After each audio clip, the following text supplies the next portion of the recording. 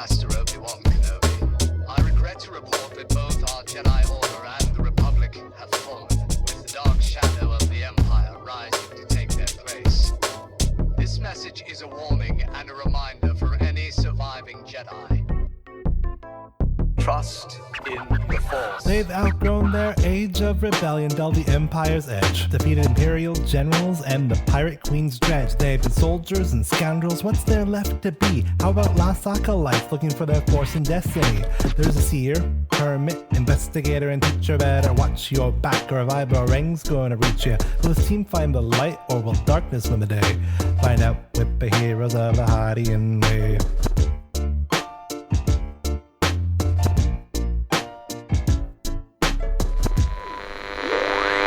Welcome to Heroes of the Hydian Way. This is a Star Wars actual play podcast, and we're normally playing in Fantasy Flight Games' Force and Destiny system, using the Chronicles of the Gatekeeper adventure as developed by Tim Cox and Max Brook. This is Act 2, Question Episode 1, and I'm Ben, the GM for this adventure, I think. I'm Brandon, the Corellian human fringer. What? Yeah.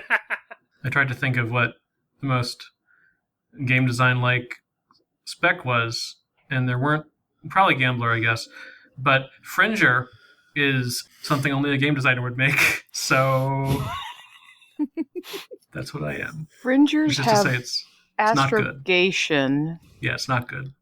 I feel like I've played one before, because I thought it was interesting. It makes sense on a thematic level, and that's about as far as it goes. But it's trying very hard. Okay. I guess I know what I am when we get to me. It's not good for this, but it works. Well, I'm Leslie. I will not claim to be a Corellian human. I'm just a normal human because I don't have that natural driving skill. But I would say I'm an entrepreneur? Question mark? Yeah, that works. I was about to object to Brandon having natural driving talent, but it just occurred to me that Brandon has been driving around for a year without any power steering. So yeah. It's true. Yeah. Also, he drove in Pittsburgh, which is taking your life into your hands. That does require astrogation. I'm Christine, and I guess in my current line of work, I would be a technician mechanic. I'm still a human. Still a human. now. I didn't think what planet I would be from. Wait, I wasn't informed that we could be not human. Marginally Pick a human? humanoid. I am a space alien of some variety. Excuse me. So I'm probably from what's a good Virginia analog? Dantooine? That works because I was thinking about Tatooine, but it's not a desert I lived in, but it's definitely remote and on the outer rim. I mean, if we get to not be human, I'm two probe droids and a duster. I'm sad because I'm sitting here thinking, well, I'm from Maine. I'm from the forest of Maine. I can be an Ewok, but I just realized it's Maine and it's cold and I'm probably a Pantoran. I mean, I'm guessing that means Hoth wasn't populated. Oh. See, Well, not by an intelligent species, anyway. I could be a Tauntaun. see, if I'm not human, I'm probably like immune or something, right? Like I'm just really. You're not big immune to anything. What are you talking about? And sorry. Yeah, so I'm Ren, and I'm an Ewok Seeker Pathfinder.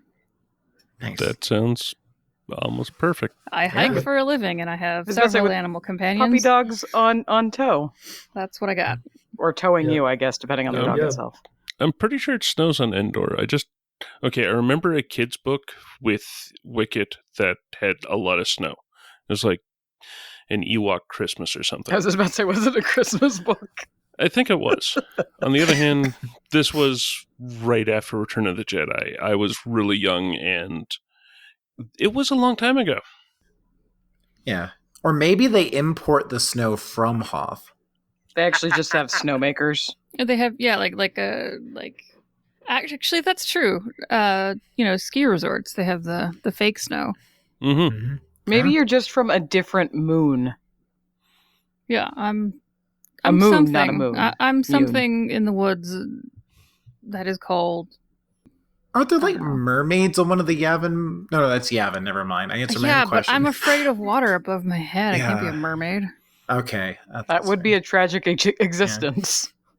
Yes, I am from a coastal region, and I get scared of water above my head and whales. Whales are pretty intimidating. They're huge. They could swallow you and not even notice. Well, Yes. that one noticed and spit the guy out. That's worse. That's really worse. So I don't know if that's better. It's just an observation. Anyway, that's us.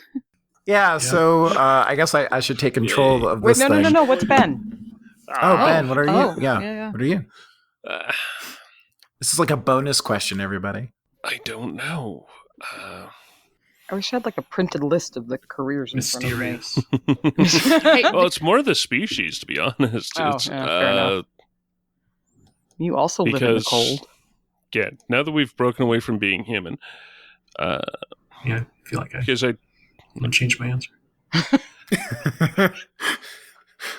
well, I was figuring the whole gambling thing, being a game designer, kind of worked for the Corellian thing, but yeah, no, that's absolutely fair. change answer if wanted. Keep in mind that I'm somebody who does not know a ton about the lore. And my first instinct lore? with Ben is to say, just because of your affinity for, fedoras that have holes in them for horns and your marvelous evil laugh, I kind of am thinking Deveronian, maybe, as my gut call on that.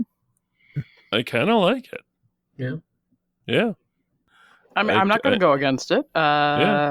So what is your career, Deveronian? I mean, if we're going with, quartermaster. Yeah, I was going to say. Like, Is that an actual career? Quartermaster's and the diplomat. Yeah, I think so. Yeah. Yep. Excuse I've me. played one before. They're fun. Yeah. It's like the entrepreneur, but Age of Rebellion, and it's entirely about arranging for things to get from point A to point B. Logistics engineer. Yeah, kind of like, oh, dagnabbit, what's it from DS9? The Great River? Or I know the episode. I think it is. I think he refers to it as the Great River. I don't want the character sheet. As like a. I mean, there's I don't recall what it's about, but there is an episode titled "Treachery, Faith in the Great River." I think That it must be. I think that's the one it's in because it's where Nog is helping Chief O'Brien get parts for the Defiant. That's so they exactly the keep one. trading things for other things. So like at one point, like Cisco's desk goes missing because this guy wants a picture behind it, and some I of am like super looking Martov's forward to bloodline that goes episode missing, now. and it's like- a whole thing. It's very funny. I always love a good trading, like swap meet style episode. Yeah.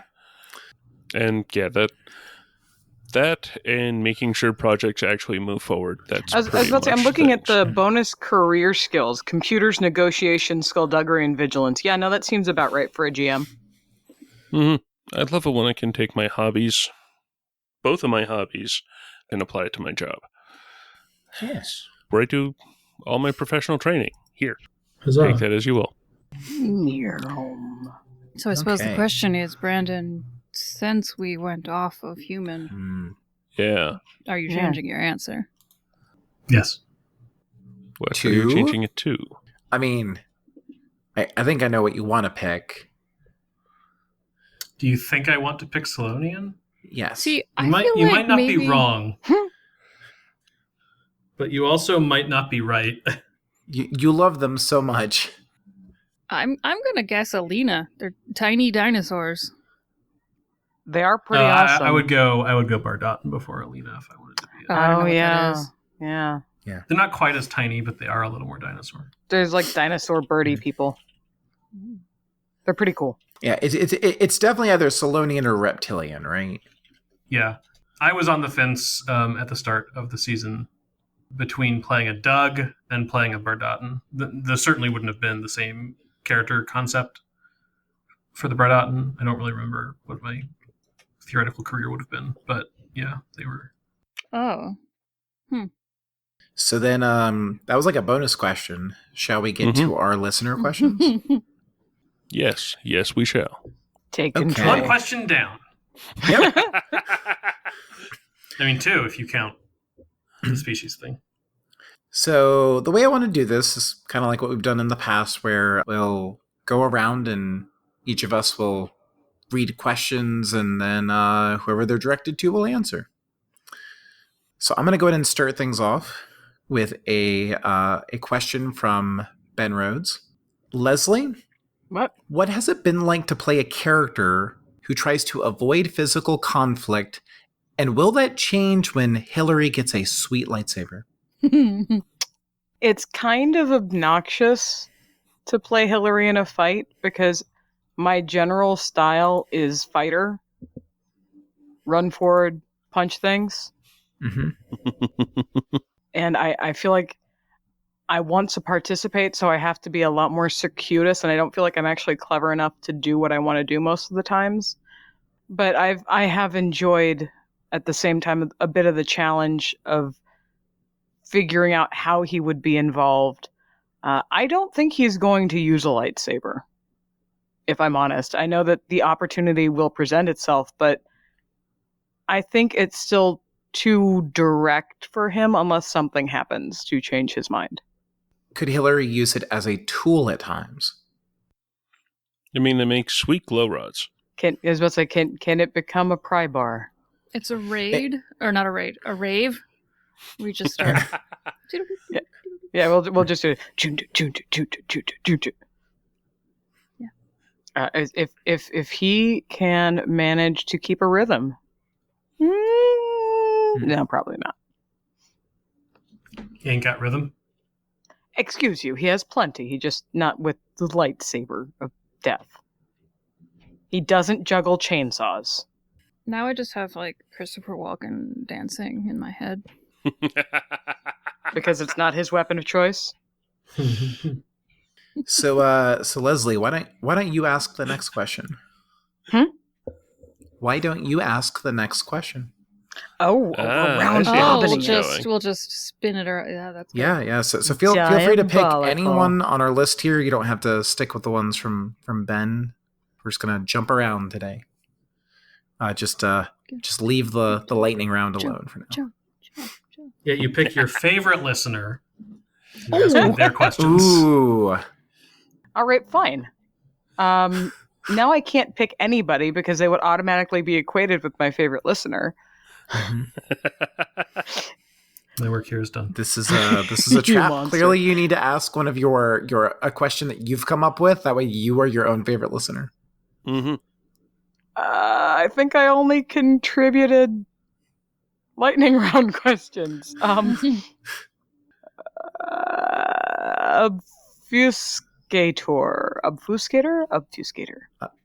Yep. Sure. Ren. Mm-hmm. What life experiences do you feel have prepared you to do this kind of performance gaming? TTRPG, theater, improv, other things. Oh, you asked that because you know the answer. Well, I'd say it's two-part. The first part is that I grew up in the woods, as we've mentioned, with younger siblings, and we did a lot of just nonsense make-believe. My favorite thing that we did was, at some point we saw a documentary on gladiators, and we immediately went out into the woods and dug ourselves a little indented pit and tied a rope around the trees, and then hit each other with sticks to be gladiators. But like there was a whole like performance to it. We were like LARPing, but didn't know what LARPing was at that point. But speaking of LARPing, I did find that in my 20s, and I think that the 10 years of LARPing I had behind me before I started this thing made me pretty unafraid to just role play my little heart out, because who cares? I've done way more ridiculous things in front of other humans in the woods before. I forgot that I'm supposed to pass the next question on. Sorry. Tag. Okay. It's okay. It's okay. We're learning. Procedural question. Mm-hmm. Are these sorted by who they're for in a way that I don't see? Oh, yeah. So some of them begin where they're called out to somebody, or it'll be like Ola Ben's questions did that. Some of them are more general, where like the one Leslie just asked could be asked of everybody. I was actually just going to follow Leslie's lead on whether she just selected one person to do it, or if we'd open up to the group. I'm okay either way. I was about to say, if you want to jump in, by all means. I just thought that might be a fun question to ask Ren. Yeah. I am kind of interested in seeing other people, so I'm gonna keep spinning on that one for a second then. Okay. So yeah, I mean, LARPing and having siblings and being poor in the woods. I kind of really want to know what the answer to this is for all of you, though. Okay. Like if any of you have a theater background or anything, because I don't think I've ever even asked this of any of you. Well, I don't have a theater background. I mostly just played a lot of like make believe when I was young, and I did first there were actually these like Star Wars like solo games. Not as in Han Solo, as in like one-on-one. I don't remember who produced them because they weren't like a full RPG, but they had some of that like flair to it. And I would do that because I was an only child and didn't have a lot of friends until high school. And then that's when I started playing D&D and then later on other RPGs. So for the most part, it's that background for the like tabletop RPG side, and then combined with doing like talk show podcasts back when I worked with Fan Base Press. I did a couple of shows for them, and that helped me to develop some of that like improv and performance background. Sort of it's the combination of the two. You mentioning those solo games like lit up a corner of my mind where I just totally forgotten those were a thing. I remember coveting them though because I didn't have any, but I knew about them or a friend had them or something, and I thought they sounded like the most awesome thing, and I never had one. And that's the entirety of that anecdote. And that, as they say, is that. I had like 4 or 5 of them. I'm gonna see if I can find an example. But they were cool. You had like little item cards with it, which might have started my love for those little like props and stuff. Because I know that's when I first learned about like a cryogen whip and some of the blaster models and stuff like that. And you would just like go through and like you made a character, and it was fun. They were kind of like the fighting fantasy game books, right? Like they were like sort of in the same sphere of the books that were like choose your own adventure and add some game rules to it, where you do sometimes roll dice and things or other gamey bits besides just you make a choice at the end of a page. Yes, yeah, because you would roll dice. It was like 2d6 or something like that, and like the equipment you had and your character stats would determine whether you succeeded or failed, and that would be a branching path in the adventure. Yeah, I did a bunch of those. It was that's kind of the start. My answer here is probably primarily, I mean, most of my experience is probably just RPGs over a long period of time. And I tend to be 95% of the time I am a game master. It's pretty rare that I'm a player, so I am relatively used to kind of swapping between characters and stuff as needed for a thing. But I did my grad school program, which was about making games and stuff, actually included some improv classes, which definitely built some skills that are relatively specific to some of what we do here. Certainly the performance element more so, and just kind of collaborative storytelling, etc. So those experiences of doing some improv and stuff in a environment like that, I do think did a lot for developing a measure of comfort and confidence, I guess, to just sort of throw things out there and run with things. I didn't know you'd ever taken any improv things. Yeah. Like, don't get me wrong. I didn't want to. Oh. but I am glad that I did. It's one of those decisions that, like, we were told it was a requirement, and I was like, oh, this is going to be the worst. I'm going to hate this. And I did not hate it. I liked it quite a lot.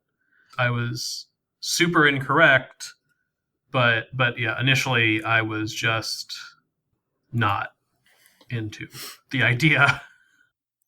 I've never taken anything improv-y or theater at all. I was told I was a little too twitchy and talked too fast to join the theater group when I was in high school, so I was sad.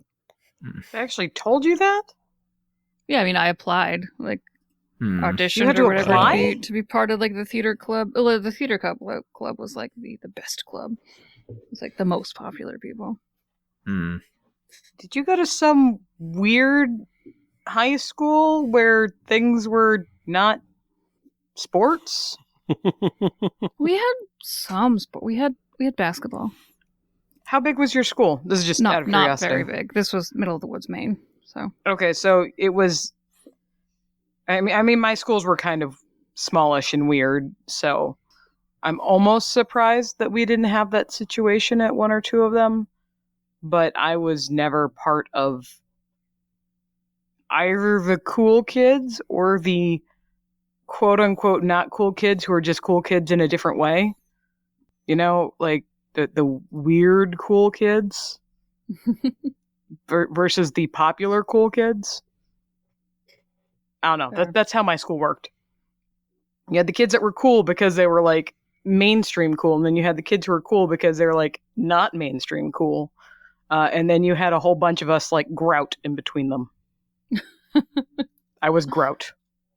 I was nothing. I was in no group. I was in a group of we are not in a group, so we will be together. And then we became friends, and then we, I guess, kind of became our own group. I don't know. We became grout together. And spent lunch at the library. I was in somewhat similar of a group. High five. Go us. Though, weirdly, we then started doing Star Wars role-playing. Yeah.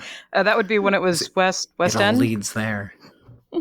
Which So is let's just pretend that there was a question about, like, what were you all like in high school? Yeah, here's the Heidian Way is the best 4 ever 7. Asked that. Yep, absolutely. Yeah. And great handle. I'm going to move us on.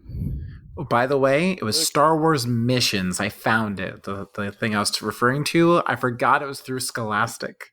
Yeah, That makes it even better. The as soon as you posted the cover of that book, I couldn't conjure in my brain what it looked like still when you were talking about it, but now I am just... You've unlocked an entire, like, mind palace that I think had been locked away. I hope there's not, like, a monster or something in there. Oh no. Like a 1996 monster of some kind that I locked away I've doomed the world. to protect myself and others. I just want to say real quick before we walk away from this, aside from when I was a small child, when I was afraid to talk to human beings, I have always been what you hear before you. Loud, talkative, involved, and a little weird. So my whole life is this. It's just been less Star Wars focused. High school was mainly Lord of the Rings. I was super not. I was like that kid on the bus that rode the bus for too long. Like, even once you were 16, if you still rode the bus, you were considered a super loser. But I liked the bus because it gave me more reading time. Especially, why wouldn't you? I missed That's fair. riding the bus when I was in high school because Then I you could don't just have to pay walk for to your own school. gas. Yeah. So I was treated as kind of like a weirdo for, like, not wanting to drive a car into school. Why? I was half an hour from my high school. That's an hour each day of reading time. Yeah. Yeah. I was a bus reader also. LARPing, I think, is basically the only reason I can even talk to strangers. I couldn't even order my own food at a Wendy's. I would have, like, a panic attack. So I was not, as you see here. Granted, As the a pandemic has stranger- kind of, like, you have spoken with. I support shoved this. me back into a little bit of like introvertedness, but yeah, It's been that's been interesting.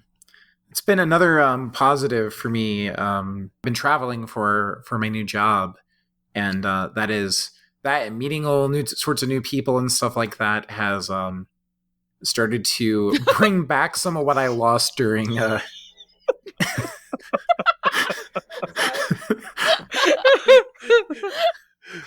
Attacked, but so true. Yep. But traveling is sort of it started to bring back some of what I had lost during COVID.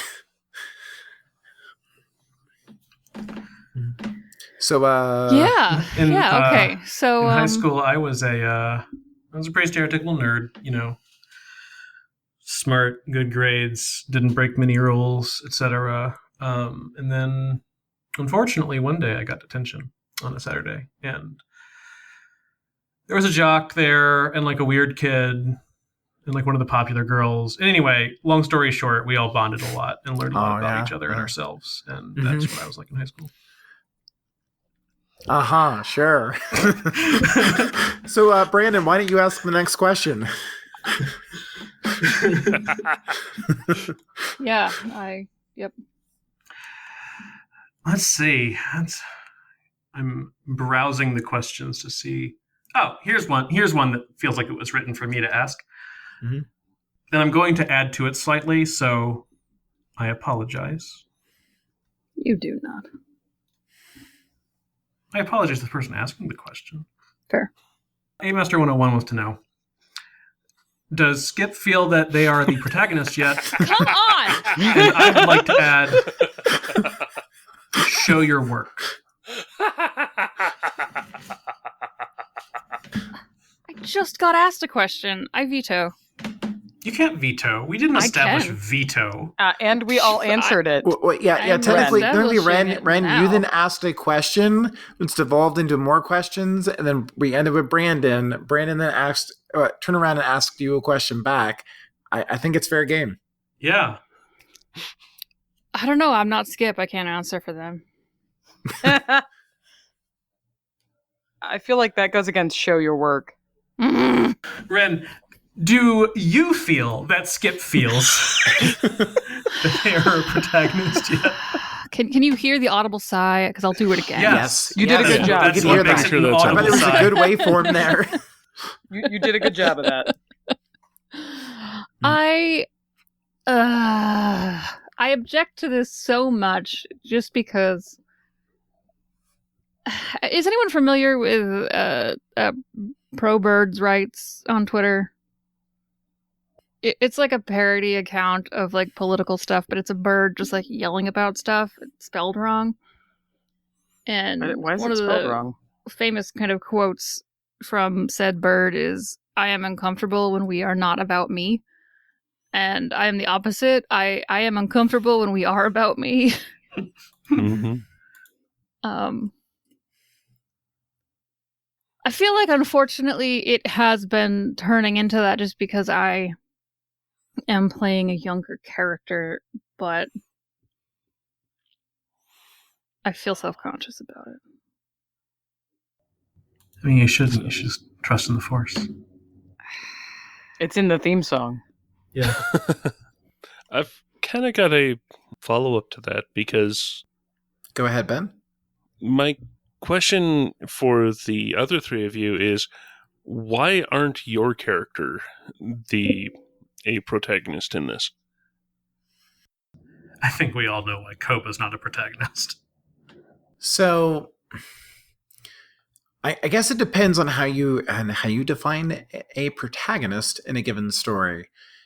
If we're talking about the tropes associated with protagonists, then yes, Kesh shouldn't be one because, well, she's on the older side. She is more in a position where, in another story, she would be a mentor figure who tragically dies halfway through the story. However, a protagonist is also somebody who drives a story, and if we go by that definition, I think Kesh has carried her own weight in that regard. I honestly think that for as much as we harass Skip, okay, so as much as we harass Ren about Yeah, I was gonna Skip, say. I've got you. As much as we harass Ren, I feel like the only reason I don't feel more like I would be in the quote-unquote protagonist seat is because we all, to a certain extent, have a hesitance to put ourselves forward. Mm-hmm.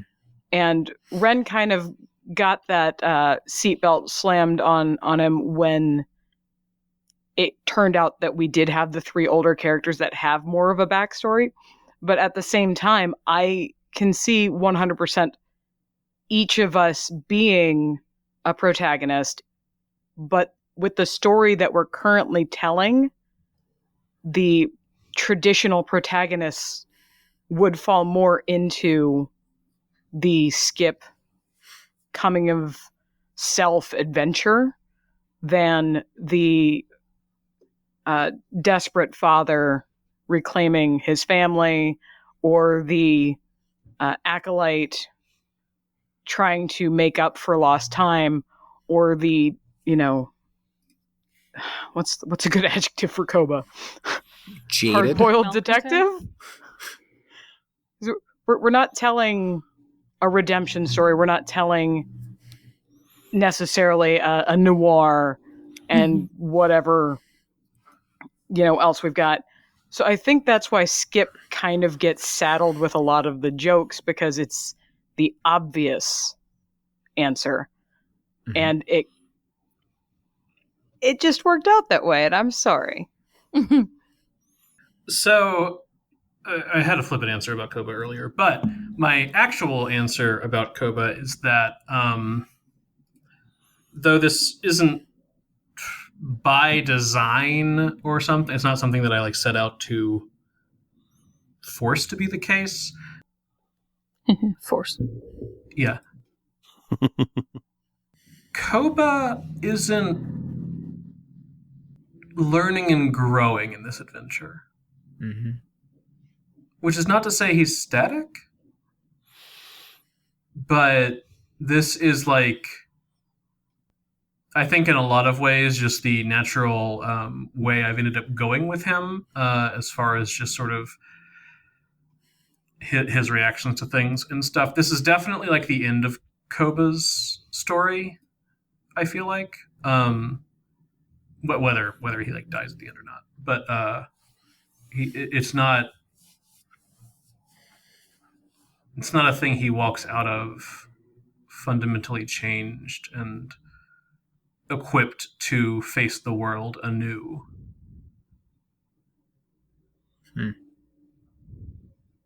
It is something he walks out of, well, maybe doesn't walk out of it all, or walks out of at peace with walking out of it, right? Mm-hmm. I think that works. So, did we get everybody there? Pretty sure. Yes. Okay. Ben, the next question to ask is going to be yours. Yeah. Okay, I'm going to ask Mr. T's. It's got the short and sweet version, but the rest is also. And it's kind of leading off of what we just had. So, Mr. T asks, how are y'all doing? As players, the module has a tendency to twist characters, and it seems your group didn't escape this fate. Are you all okay with the directions your characters are going? You gotta pick a start? Let's go with Christine to start. Okay. So, in terms of how the characters were twisted, I feel like I'm okay, but also I set out thinking with the way I was going to play Kesh, she was guaranteed to fall. And then I've enjoyed the journey where she's surprised me, and I'm like, oh, maybe she won't. And so I sort of, rather than having a set direction for her, I was letting the morality system help me out a little bit with that, for good or bad. I know we'll have questions about morality later. And otherwise been sort of along for the ride. In a way I wasn't with like Nima or Cav, I had very concrete sort of like a course I wanted them on. And even if they didn't quite get there in the same way, they still, Nima was heading back towards Mala, Cav is still heading towards becoming a bounty hunter, etc. In terms of how I'm doing, I guess I'm also okay. Okay, this is something I know we're going to get into for at some point anyway. Might as well start doing it here. This module has been short on motivation. Okay, this module's been short on motivation. It's been a little hard to have a firm grounding at times in terms of what we're doing and why. And so that has had its frustrations, and I guess has also contributed to that along for the ride mentality. Yeah, I extra exclamation points on that point. Yeah. Yeah, I'm actually kind of the premise of the question does make me sort of curious how people are perceiving the characters as consumers of fiction and not, like as us playing through it, because like I personally can't write. Well, I don't generally listen to the released version of the episodes, full disclosure, but I also can't separate whatever is public facing with like all the context I have because I was at the recordings, right? Mm-hmm. So I find it interesting, the notion that the module twists characters, because I find it hard to understand how it's doing that, because I find the module deeply uninspiring. I do think Copa's gotten more unhinged, but that has a lot more to do with me being bored with the plot than any sort of organic character development, I guess. Which maybe there's some kind of meta level on which this module is working to, in fact, twist characters by pushing the players to the limit. So in that regard, I'm it's we have fun moments as a story. I've continued to not be engaged by the story this module is trying to tell, and on some level, I'm therefore not engaged with like the direction Copa is headed, but not because it's a direction I disapprove of, just because it doesn't feel like a direction that is based on anything besides kind of what I happen to decide to do in any given recording. I apologize if that was overly blunt. You are welcome to cut it out. No, other than the whole "you're welcome to cut it out," I don't think anything's getting cut. Yeah, it's the reality. Yeah, and I know you haven't listened to like what came before. We had our gripes. I know back with some parts of Friends Like These and some of the other stuff we've done, and that's part of the show. Is we are running pre-published adventures, and there's going to be things we like about them, and there are going to be things that we don't, and some are going to be of a quality or of a story that resonates with us more than others. So I think that's fair. It is an actual play. And this is how we are actually playing it. Mm-hmm. Yeah.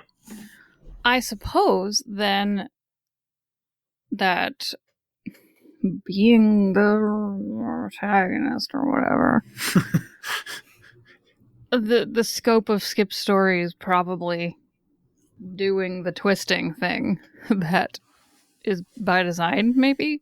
Mm-hmm. I don't know. I feel bad because like I know that I was like I don't want to spoil things, but then I was like, no, wait, they'll have heard all this already. It's fine. Mm-hmm. It's only the intermission things that they haven't heard at this point. Yeah, so I still sort of waffle on whether or not it was a good idea RP-wise to have Skip, shoot that guy just directly in the head. But in the moment, we were getting so messed up, and Hillary had just got trashed, and all I had managed to do was keep the ship up and knock the guy's helmet off. And so I do feel like that may have been the only thing I could do in that moment. And yes, that is a sort of like twisting skip up sort of thing. So I'm okay ultimately with where that's going, but didn't expect it because Skip was supposed to be such a happy-go-lucky character. Mm-hmm. To be sure, even that situation was not so much this module as it was Ben, to my understanding. That's actually true, because the module doesn't have Carl, right? Yeah, that is very true. It does not have Carl. Carl came out of a discussion Brandon and I had way back, right before Carl showed up. Yeah, I was also going to give credit where credit was due, because the more I'm thinking about it now, the events that have twisted Kesh up have been the Vision episodes, or like her meeting with Kenobi. Those things that are not in the adventure, but are raising good questions and making her think and grow and develop. And that's all you're doing, Ben. My own response to this is more to a different question. That I really do appreciate that. There's another question on the horizon from that is sort of an offshoot, sort of the GM version of it. Sure. Okay. When we get to that one. So then we still have Leslie to go here. Yes. I don't really know how to answer this one. Leslie as a person is her own disaster. Hillary as a character is his own disaster. I feel like a lot of the twisting that is going on in Hillary is in my own mind. So I don't know what comes out to a certain extent. I try to voice motives and actions, but it's like when somebody asks you how you're doing and you're saying, "I'm okay, I'm just a little busy." And it's true, you're technically okay and you're technically a little busy, but there are still 98 million things that are making that true that you can't explain. So I know people have mentioned something about Hillary because of the whole using harm and conflict stuff. And that's a conversation we will be having. But I've never played a Force character. So I feel like I'm still kind of very much feeling my way through this. And I'm okay with Hillary going a direction and learning from it I would prefer it to be organic in a way, but I hope that it's more organic than it is laissez-faire. I don't know. I don't know is the answer. Sorry. It's okay. That's an answer. Before someone asks, a teensy bit of context about Mr. T's question is that he's run through it before with his own personal group, and things went wildly sideways for him. So, I'm guessing Intriguing. for likely the same reason that Brandon doesn't like the module. And I have expansion on that. But yeah, I was just wanting to toss out a little bit of context for why this module. Fair enough. Yeah, that's fair. So, Brandon, will we see a lightsaber ring this season?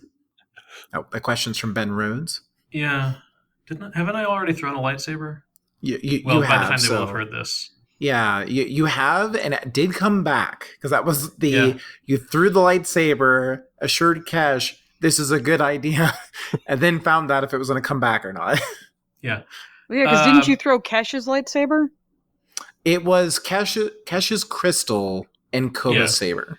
I mean, it was after Kesh had given Koba the crystal, so it depends on your definition, I suppose. But who owns what, and whose lightsaber is it? Yeah, I mean, we've at this point seen the saber throw happen. That is a thing Koba can do. It's probably a thing Koba will do again. Mm-hmm. If anyone is expecting a like light boomerang in the sort of like light whip style way, where it's a thing that is like a lightsaber, even though it shouldn't work that way, and there's no way it makes sense, but it's Star Wars, it's okay. I don't have any intention to try to contrive that. But Saber Throw gets the job done and lets me do it with Guard Shadow to fulfill my light Tonfa dreams. Excellent. Okay, would you like to ask the next one? Sure. Adam asks, given that Hillary is a high-flying acrobat, why does he have such a problem with heights? Oh. Okay. So yes, Hillary does acrobatics. But I feel like I should point out that there's a very important aspect to the acrobatics he does, which is you can see what you're doing. You can see the ground, and it is ground, or stage, or grate, or net. It is not mist full of unspeakable horrors that await your plummeting tiny body. So it's not the height that he's scared of. It's the unknown. It's just a more grown-up version of being afraid of the dark, really. Because, I mean, come on. Creepy, unsourceable lightning in the clouds that are your inevitable fate should you fall. Pretty scary. Still said I didn't find a free use Godzilla sound to be using in the background. Oh, that would have been fun.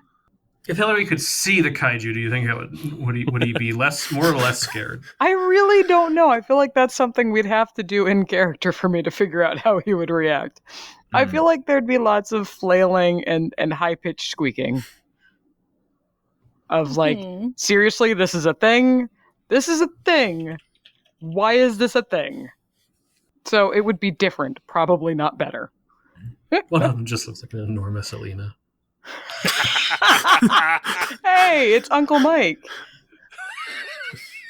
I wondered where he went after that industrial accident with the gamma rays. Yeah, they never found the body. Guess this is why. No body, no crime. I want to see this now, like a Zelo beast versus just a giant Alina. Oh my, that would be amazing.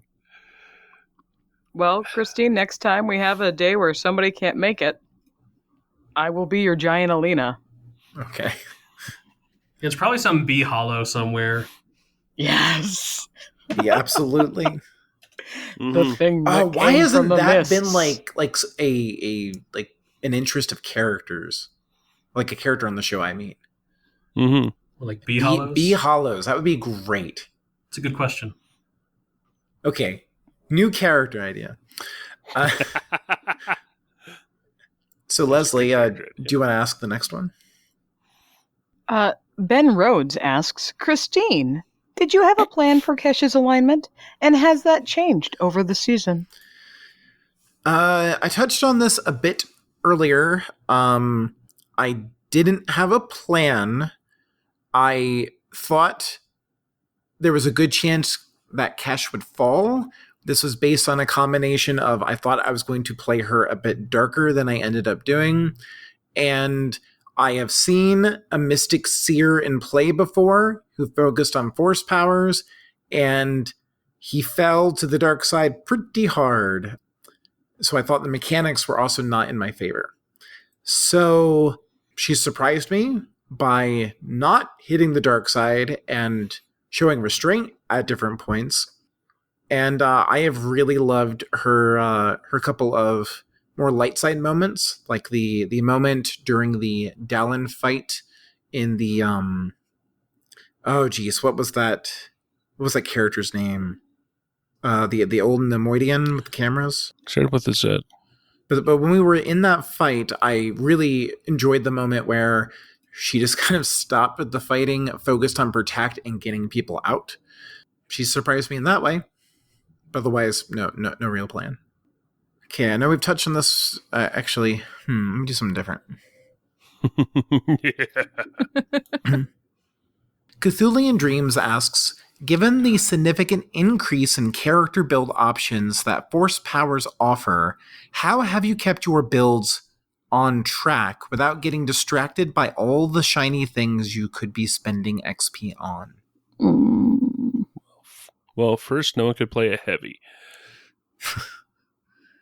So, Brandon, why don't you start off here? What is this build you speak of? I mean, I joke, but I didn't really come in with a build because I don't have fun planning builds ahead of time beyond just sort of some like general goals that are mostly more aligned to like theme or something. So I've sort of kept the most I've kept my build on track is just the notion that I set out with vibro rings with the intention that I would throw lightsabers eventually. That is really the only thing that I had planned mechanically at the beginning. And insofar as I did eventually get to saber throw, I kept my build on track. But like otherwise, I kind of went where I felt like going, either because of who Koba was or because of the pragmatic needs. You ebbed and flowed. I did ebb and flow. I had no intention to take ebb and flow at any point. I didn't even have any real intention of being like much of a lightsaber combatant. I just kind of wanted to throw them sometimes. Yeah, like in large part, most of the other things I would have guessed I would focus on didn't happen. If you had asked me at the beginning, what do you think Koba's going to look like mechanically by the end? I would have said can throw lightsabers, probably pretty techy, stealth and stuff. Not so much like frontline fighter. And that's obviously like throwing lightsabers is the only part that really exists there. He's technically the most techie in the group, but that's not. It's a low bar for this. It's because the bar is extremely low, not because I've like focused on it. Excuse me. I'm sure Hillary can use technology. Yes, Ren, tell us how many ranks in computers Skip has. I would love to tell you that. As I find my character sheet, which I didn't get out for tonight because we didn't need it. Oh, you're right. It's not computers that I have ranks in. It's mechanics. It's mechanics. Just kidding. Never mind. Indignation rewind. So, Ren, what about you? What about your build? Quotation marks. Well, okay. So my build started off as I want the one where I can have an animal companion immediately. And Fair. when I eventually get force powers, it'll be the naturey one. Those were my goals. That, if you're following us from season 2, you'll know that I don't really plan build. And so I didn't. I believe at the end of one session where I had accrued kind of a silly amount of XP that I hadn't spent yet, somebody mentioned something about how enhance? Is it enhance that I ended up taking? Yep. Enhance. Could make you jump real high.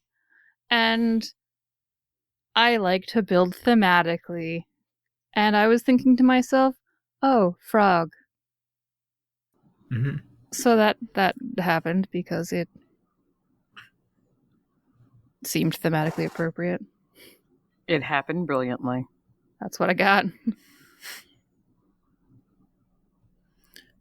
Leslie? I don't get distracted by shiny things for the sheer expediency of ignorance, in that I don't know about the shiny things. So I plop myself down on a talent tree, and I work my way through it until I'm not interested in what I have left, and then I ask for somebody to tell me what would be interesting, and then I move on to that one. You put me in a sandbox, I stay in my sandbox. So the answers are I can't deviate from a build if I don't have one in the first place. I can't deviate from a build if I don't know what my build could be. Well, the problem is I didn't have a book for a long time. I was referring to Leslie. Oh. And I do have all the books. I can't deviate from a build. Fair. If I just take whatever's thematically appropriate at the time and whatever Christine said. And it's about to say, I haven't answered yet, so I'm going to ruin this track That's why record. I couldn't think of what your answer was. Yeah. Those make That's a good sense, reason. So, okay. I guess I'm the exception in this group because, especially for past seasons, I would totally plot out builds. I would look at things, I would play around with numbers, and the way I tended to work is I would think about all the things I could spend XP on, make a list, then when it came time to spend XP, throw out the list, and just pick whatever made sense at the time. Sounds about right. Because that's how I can sort of obsess a little bit when I'm not getting to play the game I'm really into. And but then I also don't like I don't like being so planned out in advance I can't go with the flow. So that's my ridiculous system. What about going with the ebb? Or going with the ebb. With Kesh, I knew I wanted to be a Mystic Seer. I knew I wanted to start off with the move power because I have never played with it before. The other two Force and Destiny characters I played made good use of heal harm and enhance, which I still ended up taking again with Kesh. And Farsight and what else did I take with them? Just didn't go for the classics. Oh, Sense, the other one I played around with. Mm-hmm. Didn't go with Move, so I knew I wanted to do that. I knew I wanted to get Force rating 3 as soon as possible, and then my plan was not to take a second spec. I wanted to see if I could go a whole campaign as a single specialization character. And? So then from there, I went off track. Because I knew I was going to take Ward's Foresight because I wanted somebody to play around with it for the adventure, and I was the seer, it fit. And all my other Force powers, I didn't plan to take. They fit at the moment. The other little talents in Mystic Seer, I didn't plan on. I didn't plan on Kesh developing as much in the way of lightsaber skills as she has. And I certainly didn't think she was going to take a second spec like I did at the end of last session. Your description, it did occur to me the closest thing to a build I have done, but it kind of short circuits the question a little bit, is that I also had a list of like things I wasn't going to take. Mm-hmm. And I've been pretty true to that. It was mainly Force powers. I didn't want to take Enhance because I pretty much always take Enhance because it's great. Yeah. I still want to, but I haven't given in. Didn't want to take Move because, again, it's kind of like it's a great power. It's always super useful, but I didn't want to take the couple like excellent staple powers that I've seen played and that just like are great. I wanted to kind of say what else, and I didn't want to take powers that would trivialize detective work. Most like especially being like influence. Yes. I told myself Kobo was not going to take a power that is just like, this will make interrogation trivial, or I'll just be able to know things now. Yeah. And that's part of the reason that like I've ignored the other half of Sense. I've only taken the like spider sense part of it and not the get better at reading people's thoughts and emotions part. Because that part of Sense is also kind of like in that category of this feels too obvious, and probably if I were going to try to justify it on a character level, which it's a little unclear if our characters choose what force powers they learn or if they just kind of manifest, but Koba probably has some high-minded thoughts about like free will or something that he doesn't want to steamroll with magic. If I play another Force and Destiny character at some point, I will not take Enhance. I make this pledge now because I've literally taken it every time. It is such a Jedi or Force user style character or Force power.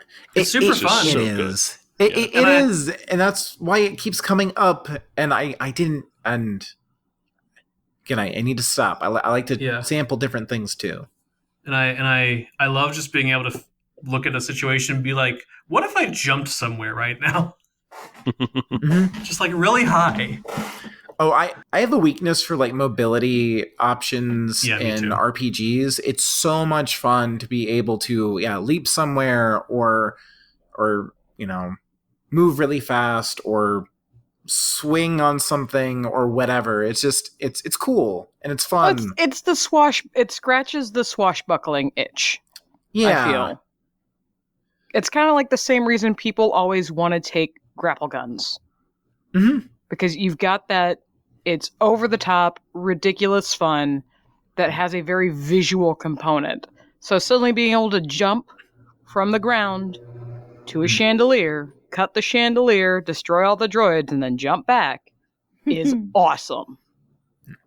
Okay. I've never met anybody that good with a grapple gun. Okay, that's it. New goal. So character who loves B hollows, wields only grapple guns, and doesn't have the enhanced power. Grapple guns and like those dueling vibroblades. One of those dueling vibroblades. Okay, that's fair. That's yeah. fair. I'm behind this. But like I support this. really good with the grapple guns. As long as it's not me, because I'm bad at everything I touch. That's not true. You were just talking about how you played a pilot and you didn't fail like any rolls. Because I think it was because I was intentionally playing a pilot that shouldn't have been allowed in the race.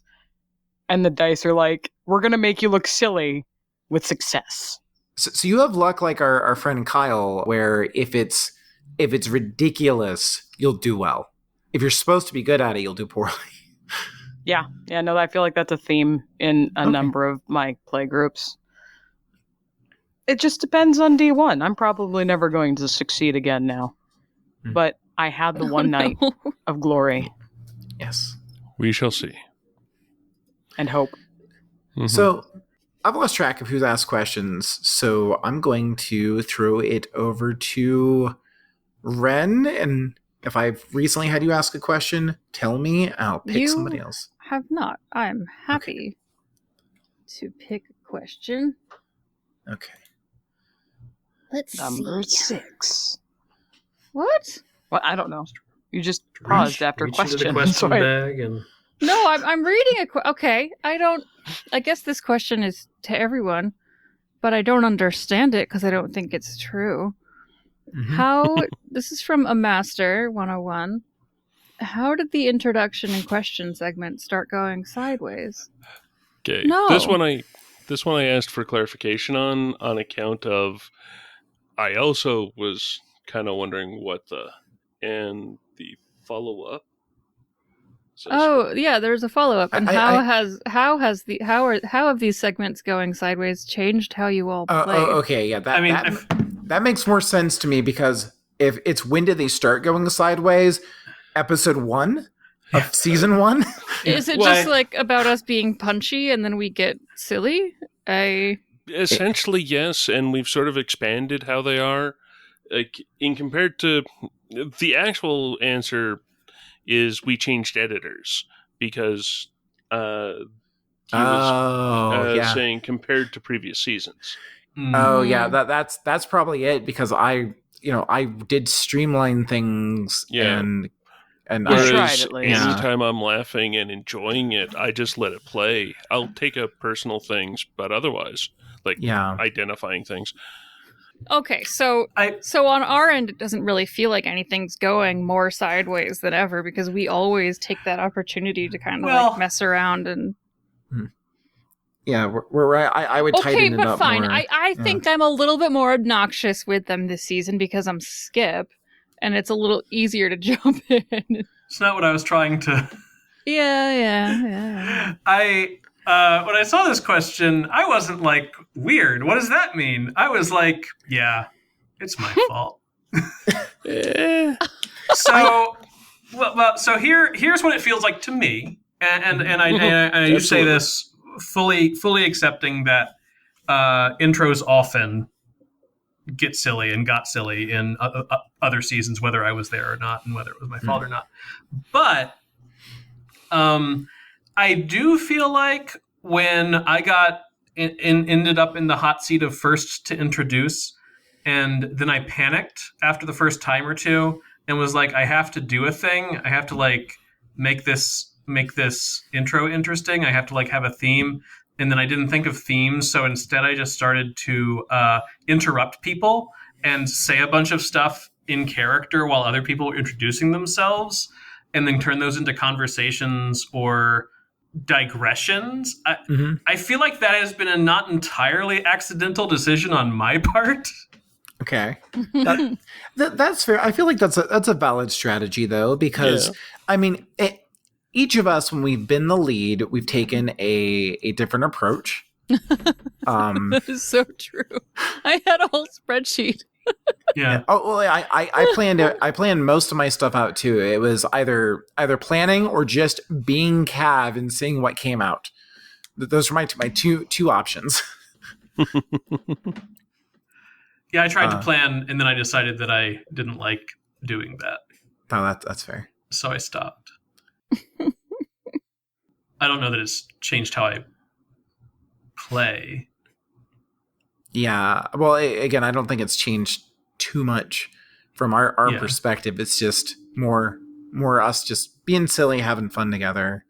I kind of support what Brandon is saying, just because while we always got silly, I feel like we figured out kind of the rhythm of what you would do as Cav, and you know what Ren would do with the Strano, but Brandon's was always more open-ended. Yeah. So it was less kind of a here's a thematic thing for the night. It was more kind of a stuff and darkness. I do feel like we pretty frequently, you know, this act relative to previous acts and seasons kind of have to sort of sit in silence for a moment to know when the bit is over. More so than sometimes in the past where it's more obvious, where like, okay, everybody has done their rap. The bit is now over because that was the bit, right? I don't know if that's I'm good. the only one who's done a rap. I'm sorry, I can't rap. I'm not sliding raps. I did consider doing a Koba rap just because, and then I didn't.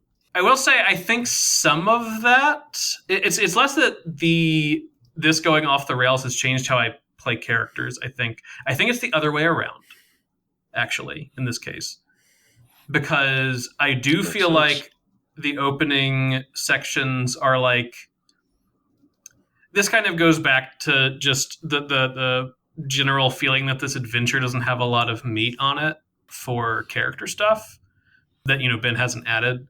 So I have often felt that like during sessions while we're doing things, there hasn't been as much like good opportunity for interesting play again with the characters and interactions there. I don't feel like the plot has generated those nearly as often as, you know, in Mask of the Pirate Queen. So on some level, I think personally, those intros have kind of become the time that characters happen before we have, you know, a segment of we're going to roll dice now and occasionally we'll say something in a silly voice. I don't know if that feels that way for everybody else, but that's how it's felt to me as a player.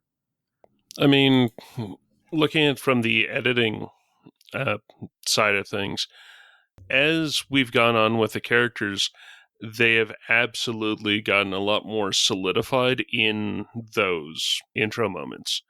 The best thing that I can point for that is, well, I know Koba's music came from the intro topics and the intro questions, but also I'm about 75% sure that Skip's came from the first time it was used was in the intro, though that particular one came from me editing while Ren did his stream, and that was the waiting for stream music. So I just came to associate the two. So, yeah. It's also got a great name. It really does. It's Call to Adventure by Kevin MacLeod. Yeah. Mhm. You know who gets a call to adventure? Really? So Did someone say something? I didn't see any waveforms just then, but I had like this thought in my mind. you felt a that maybe disturbance somebody on the was force. saying something snarky in my general direction. Yes. Just a change in the wind, dear. That seems like a good segue to talk about to answer Obfuscator's question about music. Would you be good with that, Ben? Oh, right. There was that. Somebody's- There was an Yes. actual question regarding this. Yeah. So I'll go ahead and read this one. Yeah. Obfuscator says, more generally about the music, I find as an end consumer of the podcast that the music in each season has really colored my experience with the show. From the production side, how do you interact with it, if at all? Does it change your experience with the story? Just as a behind the curtains thing, in running a game, I'm not using music because I've got weird audio processing issues. Just running it, I wouldn't be able to put music in behind what people are doing. Mhm. And that's the reason why this season I've been very hesitant to add in stuff. And I've been very careful when I do use the more epic stuff to make sure that I can hear it. It's the times when I go over those segments the most. But running, especially if the players don't listen to the episodes after they come out, you're not the only one, Brandon. I mean, while Christine was doing the editing, after running it, I didn't really do it either. There were streaks where I did, but there's also large streaks where I didn't. Mhm. So, like, it isn't just you. I used to when I had more of an intense commute. I'm behind though on this season. Yeah. I never really made use of music the same way that you do, Ben. We had the theme. I'd use some sound effects here and there. A lot more in the first season than in the second. But I never really had like character themes the way you've started to pick out this season. Some of this has just been Humble Bundles that have come up, and hey, look, 30 gigabytes of random music for stuff. Mhm. And I've gone thinking, look, that's where pretty much all the extra Patreon money has gone into royalty and copyright free music. It's been, those Humble Bundles have been great. And then that's also where the sound effects have come from. But if it wasn't for that, and if it wasn't for having a silly attention to my editing flow, I don't think I'd be able to use the music as we have. Using the character themes like the noir music, which is actually what the title's called, the Noir and Noir 2, those are pieces for that alternate under Kobo, or if they go too long, I'll mix between the two. And then Call to Adventure is actually a surprisingly long track. Usually the rambling of any characters under the runtime of that. I think I've had to mix together Kobas once. Otherwise, I really like doing it when using those character piece musics is when we really get character being espoused and thought of and dealt with. That's the reason why I like it. And it sort of goes back to what Brandon was saying. Like, in those moments, especially in the intros, that's where we get the biggest character stuff that is just pure character. On the other hand, I'm also the kind of guy who likes just the pure character episodes in shows. And I think the music has been a really great addition. I have, especially when Ben, you first started talking about having done it and toying with it and stuff. I did go seek out like chunks of episodes to hear what you had done, and I really like the result, and I think it's also very it's appropriate to what we're doing tonally. I think it's also pretty Star Wars, having character themes that recur, but that is entirely a thing that happens during editing. At most, you sometimes share with us a little snippet of something as you're working on it. We're not hearing it as we play, and at least for me, I haven't like intentionally changed how I approach things based upon the knowledge that music will probably exist in those moments. So from a player side, that hasn't really changed how I do what I do, but I do think it's a good addition to the final product. Agreed.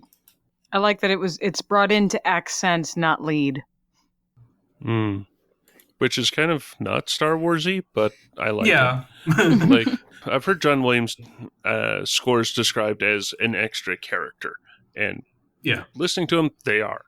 Like, I've got this one CD of like the 20th anniversary of Jaws or something, where it's just a bunch of John Williams and the Boston Philharmonic, whatever his symphony is, and it's just doing all of his Spielberg themes.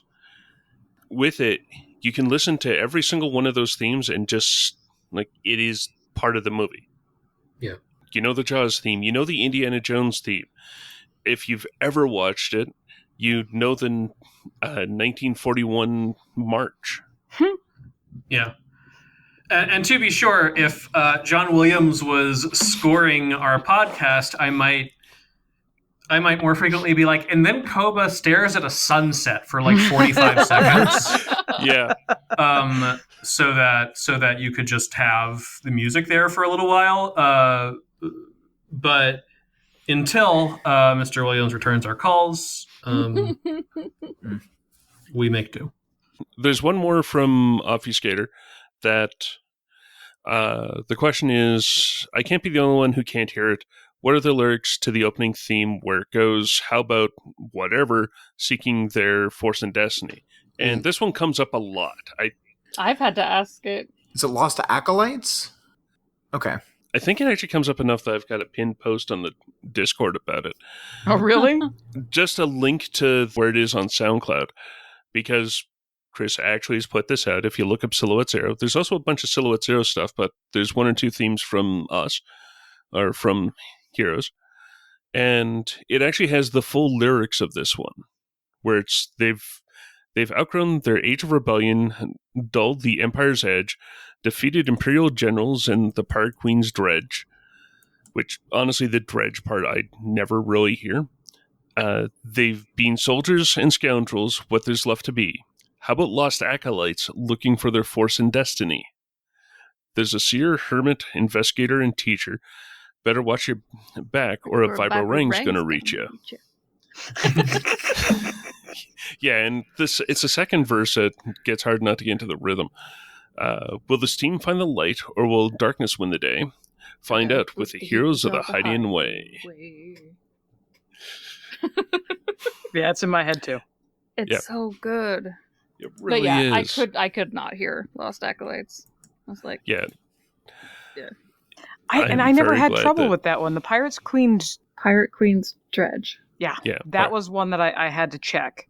That was one that I had to check. I could always hear acolytes, but dredge just never.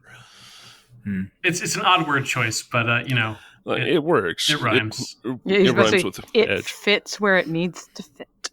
Exactly. Is there any other questions about music? Yes. Leslie, you know where it is. You ask. Scrolling down to what is purportedly the lightning question. Okay. Sorry, sidebar here. I'm gonna call out. I'm gonna guess that this is our friend Adam Beltane. Yes, it is. I Yeah. don't Okay, know some that of he these knows are how a little long to be lightning questions. works. Wow. we haven't had a sidebar for a while. Yeah. Very true. Oh yeah. Okay, so sorry, Leslie, continue.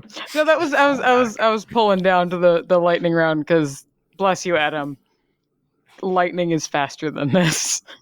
Yeah. But they're good questions, and one of them is specifically for Hillary and Cash because we don't have the call to adventure or forlorn saxophone, but we know Koba has the disembodied saxophone and Skip has the light orchestral call to adventure. What disembodied music or instrument reflects you the best? Christine? I don't have like a Kesh theme in my head or things like that. Off the top of my head, if I have to choose an instrument, I'm going to say like a drum, something more percussive. I like that. It feels it feels appropriate for her, and I also kind of like it. It mimics a little bit with the how I imagine it probably sounds when she's moving because of using the staff. Well, it's the staff, and I if would you have go with the something snare, like that. you've got a little bit of the swishing noise. You know Conga Fury from Juno Reactor? I think it's in Nope. like the Mortal No, I do not. Kombat soundtrack. I or recognize that those are all words. something. It's got a lot of drums in it. It's kind of techno. Never mind, but that's where my head went for Cash when you said drums. Whereas I went to like for her creeping like a light snare rhythm that would pick up pace with her, and if she, when she attacks, get a little louder and more dramatic. There's so much you can do with percussion. It's actually a really neat idea. As a I background. like that idea because she's not like a fast character or always super intense, but she has her moments. But she's so sharp. So that build up makes sense to me. All right, Ren, I will watch Conga Fury between. Yeah, I will do the same. And I've actually been thinking about this since I saw Adam drop the question. And I know that I've thought about it before, and I always kind of like the idea of a calliope, but a calliope is not a very flexible instrument. I'm sure with the right hands, it could be, a little bit of everything. But in the end, I think what I went with is the best because I'm thinking music box for Hillary. Because it can be poignant and it can be fun. And he's a little forlorn and a little fun. I like that because also like the kind of classic music box sounds has you could definitely give it some of that like circus feel as well. And my mind also immediately went to the song you sung as Hillary back in Act 1. Yeah, that could definitely be a very pretty little music box tune. Yeah. And it still has it's pretty and kind of background while still really catching the ear, I feel. So, music box. Okay. Which is also a kind of percussion. I think if I'm assuming that saxophone is off the table, and really I think other than as a joke, I probably wouldn't go saxophone first for this question, but I kind of think of some kind of strings, because like strings can kind of be slow and ominous, but they can also pick up to a very like frantic sort of musicality, which to me sort of speaks to Koba in his element. Creeping around, things are kind of slow and subtle, but sometimes they are punctuated by those times when you follow somebody into a back alley, but you realize that he has 3 grand friends and they start to beat you up and you have to like punch him out. And it's very brutal because like you're all just like bare-fisted in that alley there, and like maybe you grab an empty biscuit container from Biscuit Baron and smack one of them with it, but that only does a little bit of damage. It's really, and then one of them pulls a knife probably, and the vines, the violins get like really like perilous because nobody walks out of a knife fight.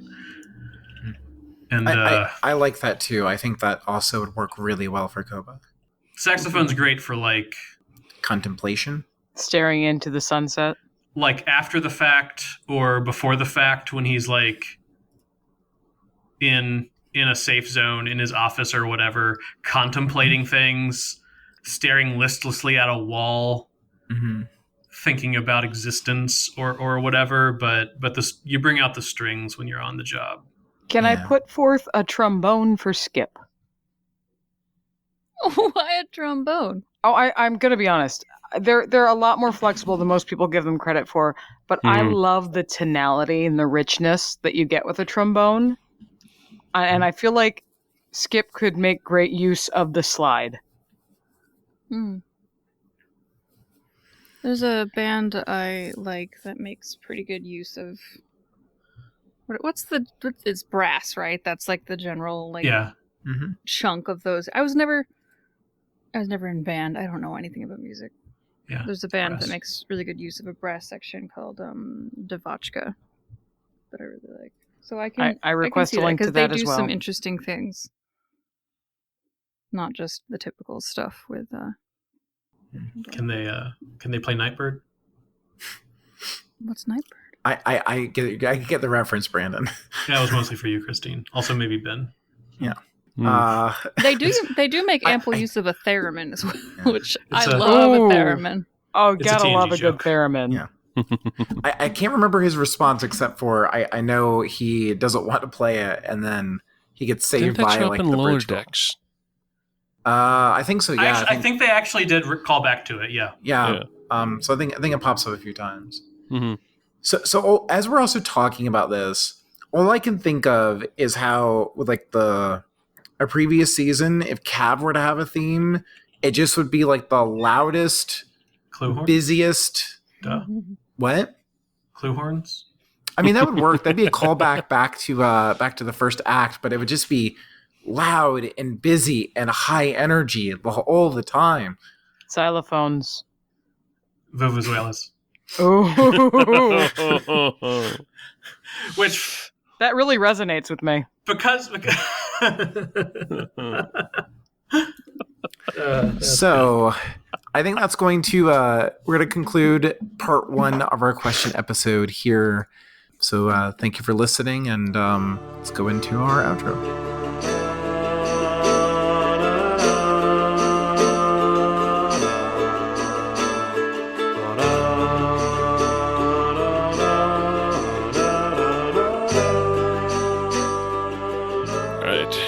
Thank you for listening to this question episode of Heroes of the Hydian Way. You can find show updates on Twitter at The Hydian Way, and you can find me, Ben, on Twitter at Deuterium Ice. I'm on Twitter at Blue of the Kin. I'm on Twitter at LesLitGS. And you can find me at 12th Night. That's 12th Night with a K. And I'm over at somewhere consistent for once since the last time. Still at Ren Out of Time. Ren like the bird. You know, I ordered coffee the other day, and I said Ren like the bird, and they said, what? I was expecting you're going to say I that said- they wrote "Ren like the bird" on the cup, which is what I would have done No. personally. Then I was like, Ren, like the bird Ren. And they were like, you mean a robin? And I was like, no, a wren. No. I was like, is that a bird? I was like, it's WREN. Okay, thanks, bye. Oh, Oh dear. That's like I just, if it's close enough to my name, I'll just answer to it at this point. Like recently at my job, I have been Christine, Christina, and Crystal, and I have just started to answer yes to any of it because it's okay, close enough. Good job. yeeps. Yeah, there are some people who just still, I'm pretty sure, think my name is Brendan, and I've just stopped trying. We are all at thehydianway.com, where you can find previous episodes. We're also on, I skipped to Leslie's part. Man. Yep. You can find more episodes on Apple Podcasts, Spotify, and Google Podcasts, where you can also help us out by rating, reviewing, and subscribing. And as somebody began to intimate before, we are also on Facebook at as The Hydian Way, and you can holocom us at heroes@thehydianway.com. I was gonna say, we're like barely on Facebook these days. Yeah. If you like what we do and you want to support the show and acquire more music for us to play with, you can Yes. find us at patreon.com/thehydianway. Oh, now is when I'm actually supposed Yes. to talk. Oh Yep. my gosh, what's wrong with me? Okay. We're rusty. It's been a little while. It happens. It's been a while. We're all tired. Or you can send the team some more music at ko-fi.com/thehydianway.